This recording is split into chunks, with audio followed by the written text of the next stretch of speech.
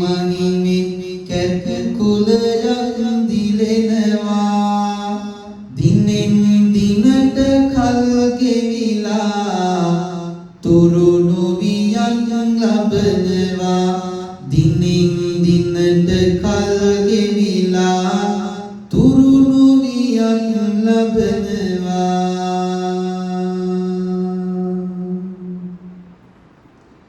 සුද්ධෝදන රජතුමාට හිතේ හිටියා සහෝදරයෙක් මොකද්ද නම අමිතෝදන මොකද්ද අමිතෝදන මේ රජතුමාට පින්තුනි රජතුමාගේ අග්‍ර මහේශිකාවට දාග උප්පත්ති ලැබුවා පුංචි කුමාරයා මේ කුමාරයා ඉපදුනාට පස්සේ පින්තුනි මුළු නගරය පුරාවටම සැනකිලි සිරි උතුරලා කියලා.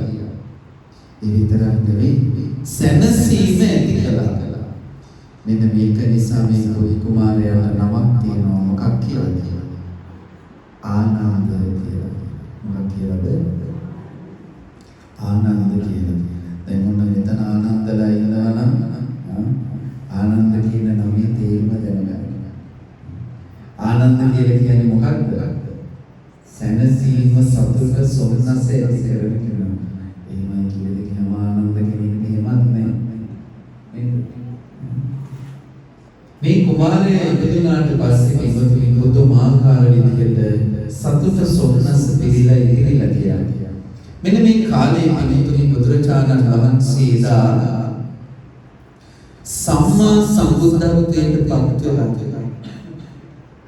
පළමු වතාවට ලෞතර බුදුරජාණන් වහන්සේ මහා සංඝරත්නය පිරිවරාගෙන පින්වතුනි කිඹුල්වත් පොරේට වැඩම කරනවා.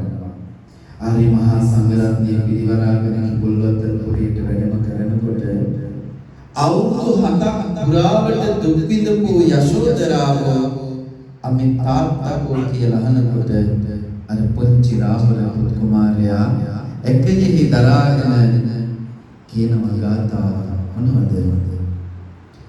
චංචංක වරං කීත රත්ත සුපාදෝ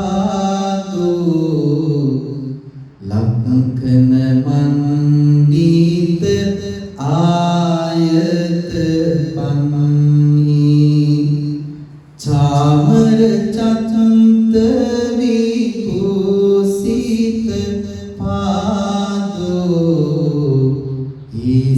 සහිතුයිව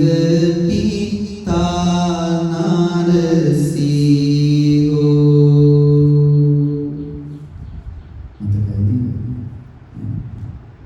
නරසිංහ ගාථා සජ්ජායනා කරා. පුතේ අන්න ඔබේ තාත්තා පියරතිතුමා කියලා කියනවා. පින්වතුනි එදා බුදුහාමුදුරුවෝ කිඹුල්වත් පුරේට වැඩම කළාට පස්සේ සුද්ධෝදන රජතුමා ආරාධනාවක් කරනවා ශාස්ත්‍රීය වංශිකීන්ට ධර්මයේ දේශනා කරන්න කියලා. හේතුව මොකද්ද දන්නවද? මොකද්ද? මාන්නය දුරු කිරීම. දැන් සාමාන්‍යයෙන් කම්පලයන තාමත් තියෙනව නේද? ජාති කුල මත ආගම් කෙසේ වෙතත් කුලය ගැන නම් හොඳට හොයලා බලනවා. ඉතින් පින්වතුනි එතකොට ශාස්ත්‍රීය කුලයේ හිටපු හැම දිනම ශාක්‍ය වංශිකින් හිතන් හිටියේ අපි තමයි මේ ලෝකේ ඉන්න උස්සස්ම කුලයේ අය. මෙහෙම කියලා පින්වතුනි බුදුහාමුදුරෝ කුලය පිළිබඳව ධර්ම දේශනාවක් සිදු කරනවා. අවසානයේදී ධර්මයේ ශ්‍රවණය කරපු සුද්ධෝදන රජතුමා පින්වතුනි බණ අහන්න ආපු අයට මෙන්න මෙහෙම විවෘත ආරාධනාවක්